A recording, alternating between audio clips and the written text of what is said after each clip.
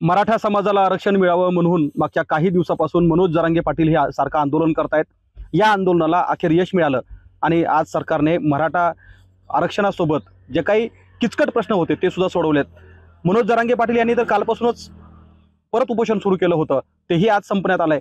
पहिलं कदाचित मागच्या अनेक दिवसांमधलं त्यांचं उपोषण असावं की जे सुरू झाल्यानंतर दुसऱ्याच दिवशी त्याला यश मिळालंय।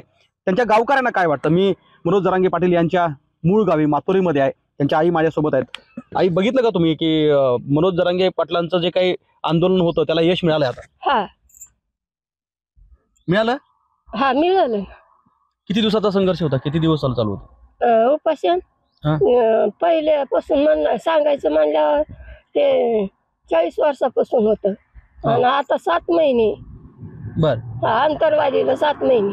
बर आणि पहिल्यापासून पहिलं उपोषण गंगाला होतं हा आणि मग दुसऱ्या वेळेस जालन्याला झालं, याला आंबडला झालं, आणखीन सस्ते पिपळ गावाला झालं आणि बाकीच्या गावाला झालेलं ते काही मला।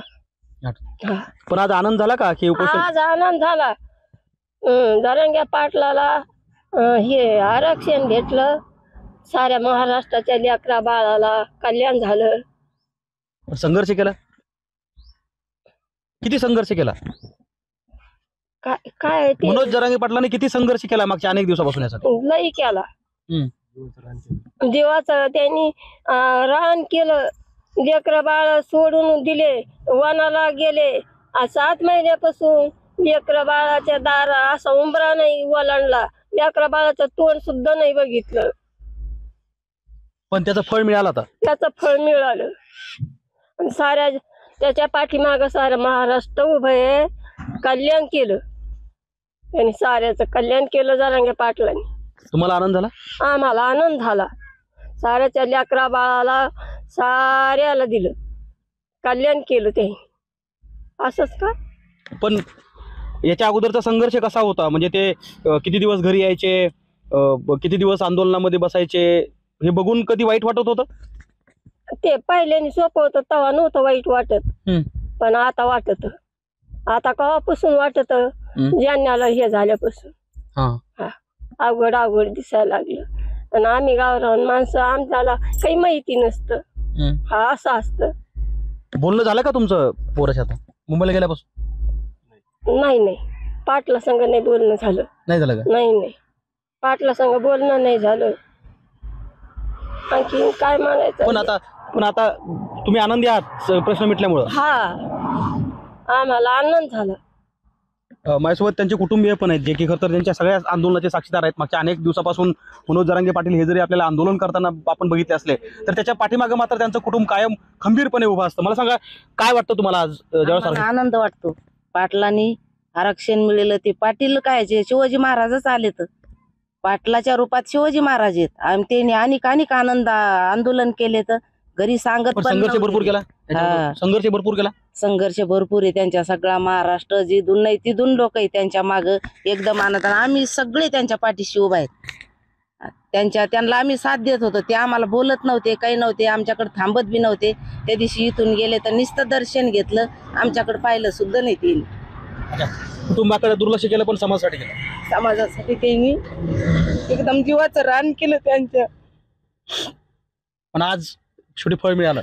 आज फळ मिळालं ते त्यांच्या जीवावर उद्धार होते ना।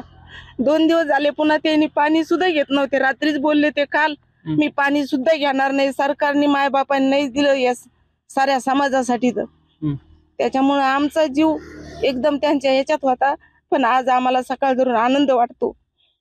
तर हे कुटुंब आहे खरं तर भावुक क्षण आहे, कारण मागच्या अनेक दिवस ज्यांनी मनोज जरांगे पाटलांचा जो काही संघर्ष होता तो आपल्या डोळ्याने बघितला होता आणि शेवटी सरकार एक पाऊल पुढे आलं आणि मराठा समाजाला आरक्षण दिलं। तो क्षण पाहिल्यानंतर आज कुटुंब भावुक झालंय। त्यांच्या घरातले इतर मंडळी, नातेवाईक आहेत माझ्यासोबत, ज्यांनी खरं तर अनेक वेळा मनोज जरांगे पाटलाच्या आंदोलनामध्ये सुद्धा सहभाग घेतला होता। असं की इतक्या दिवसाच्या सगळ्या या आंदोलनाचं फलित झालं? हो, 100% फलित झालं। त्यांनी जे संघर्ष केला त्याला आज आम्हालाच नाही तर सगळ्या महाराष्ट्राला यश आलं असं मला म्हणायला काय अवघड नाही। पण हे सोपं नव्हतं? नाही, सोपं नव्हतंच। त्यांच्यावरती लाठीचार्ज झाला, अनेक डाव टाकण्यात आले, पण तरी कुठल्याच म्हणजे याला त्यांनी न जुमानता त्यांनी संघर्ष करीत राहिले। कसा संघर्ष होता तो? संघर्ष खडतर होता त्यांचा, खूपच खडतर होता. तो शब्दात तर मांडताच येणार नाही आपल्याला. पण तोच संघर्ष त्यांच्या जीवापेक्षा जास्त त्यांनी रान करून यश मिळवलं. कसा होता संघर्ष? संघर्ष खूप त्यांनी भरपूर संघर्ष केला आणि त्यांना यश बी मिळालं. त्यामुळे आम्हाला खूप आनंद झालेला आहे.